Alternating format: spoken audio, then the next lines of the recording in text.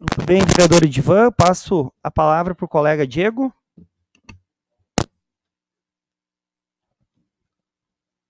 Boa noite, presidente Flávio, boa noite, colegas vereadores, servidoras da casa, bravamente nos auxiliando aqui, tarde da noite, né, gurias, como sempre.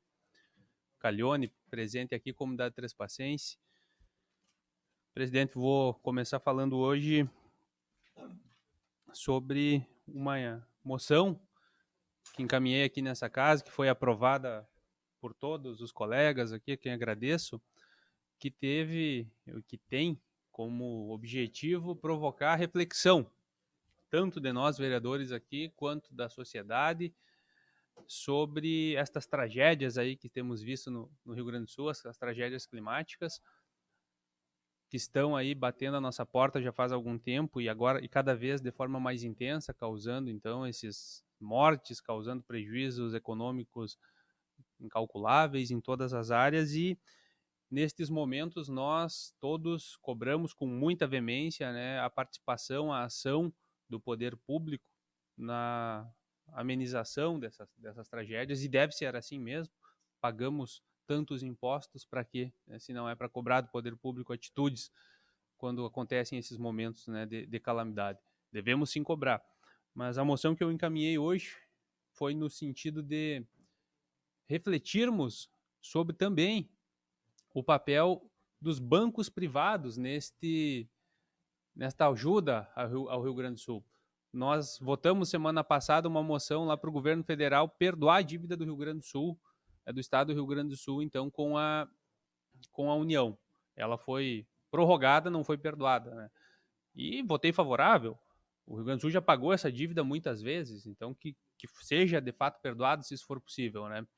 Mas eu encaminhei hoje uma outra moção pedindo para que os bancos privados façam o mesmo com as dívidas das pessoas físicas e jurídicas aqui do Rio Grande do Sul atingidas aí pela calamidade. Que perdoe o financiamento lá do microempreendedor individual, da microempresa, vereador João, do grande empresário, que perdoe as dívidas dos empréstimos consignados, que perdoe os empréstimos das pessoas físicas, que os bancos privados também façam o mesmo. Eu sei que isso não vai acontecer. Obviamente que isso não vai acontecer. Mas por que encaminhar essa moção? Para a gente refletir e entender a importância do Estado no socorro à população. Porque quem está socorrendo e vai socorrer a população, as empresas com financiamentos, né, a construção de moradias, a reconstrução do Rio Grande do Sul, vai ser o setor público.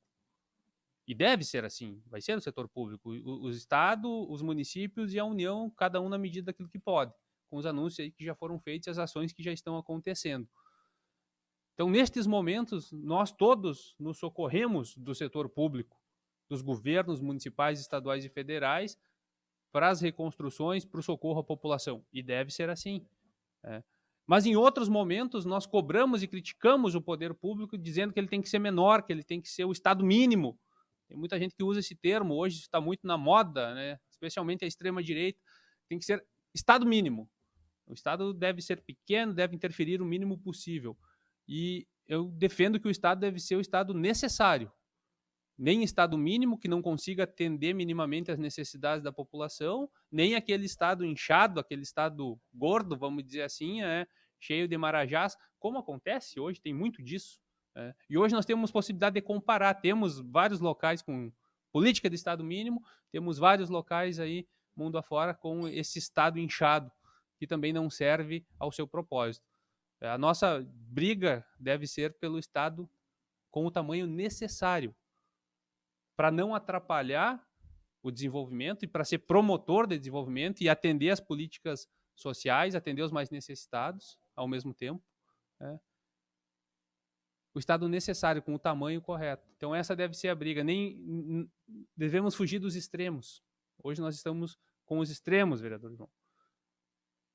Pessoas defendendo o extremismo lá de um lado, defendendo o extremismo aqui do outro, e quem sai perdendo com isso é a população. Então essa reflexão que eu trouxe para a sessão aqui hoje, com encaminhamento de uma moção à Associação dos Bancos Privados e ao Banco Central, para que as dívidas das pessoas físicas e pessoas jurídicas do Rio Grande do Sul sejam perdoadas aí pelos entes financeiros privados também, e não só tenham aí o respaldo do setor público, nesse sentido.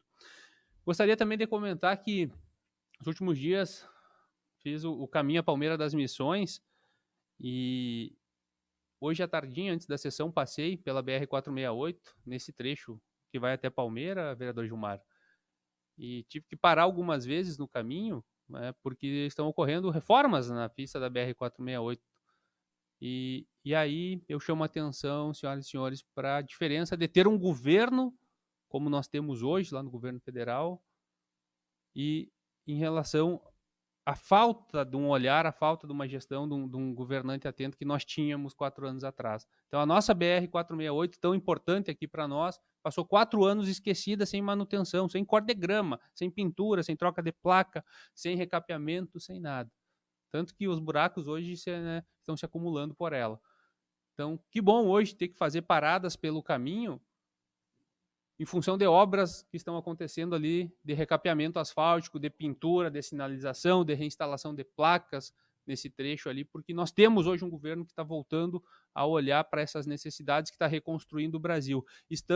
Foi anunciado pelo FMI agora, o Brasil vai se tornar, agora no próximo ano, a 8ª economia do mundo. Então estamos melhorando passo a passo, em pouco tempo de governo, aí já estamos retomando a nossa posição de protagonismo mundial em várias áreas. Desemprego caindo, inflação controlada, superávit nas exportações, na balança comercial.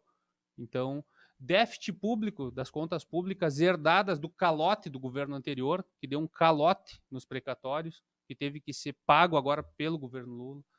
Então, socorro ao Rio Grande do Sul, como nunca se viu na história desse país. Todo o esforço possível para socorrer o Rio Grande do Sul está acontecendo com todos os anúncios feitos aí. Então, nós temos um governo, nós temos amparo. Critiquem os que quiserem criticar, gostem os que gostem, não gostem aqueles que não gostem, podem fazer as suas falas, cada um tem o direito, mas os fatos estão aí, eles não mentem, né? Gostaria também, vereador Flávio, de me somar um pouco as tuas palavras aí e a dos colegas quando fazem algumas críticas ao governo municipal. Eu tenho tentado fugir um pouco disso, mas é tanta atrapalhada, tanta coisa que deixa a desejar nessa gestão que é impossível. Porque nós somos representantes do povo. E quando tu sai para ir num comércio, para ir numa loja, para ir numa lancheria, vereador Nader, para ir no jogo de futebol, nós somos abordados pela população sobre os mais diversos assuntos.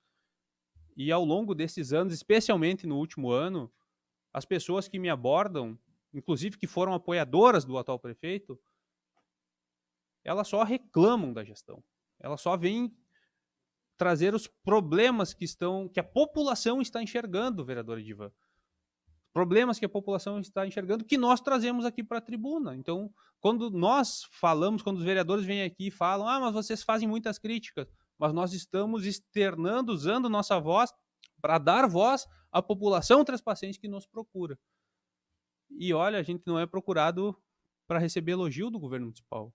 A gente é procurado só para apontar falhas e críticas do governo municipal, e quando a gente vai atrás verificar, a gente vê que as pessoas estão certas. As pessoas estão certas. Exemplo disso foi falado hoje aqui pelo vereador Nader, que a gente discutiu aí no último mês, e no último ano, inclusive, aí, que é as lâmpadas, né? Já chega a estar saturado aqui de tanto a gente falar nos problemas da iluminação pública. A prefeitura se enrolou quase um ano para comprar lâmpadas. Agora está enrolada para trocar lâmpadas. Aí diz que as lâmpadas não chegaram.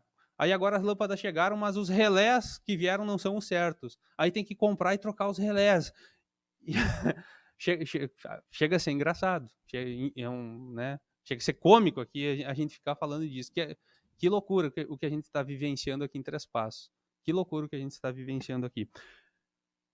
O que está acontecendo nesse ano com uma velocidade típica de ano eleitoral, que pena, né, que só no ano eleitoral isso acontece, são os asfaltos, né?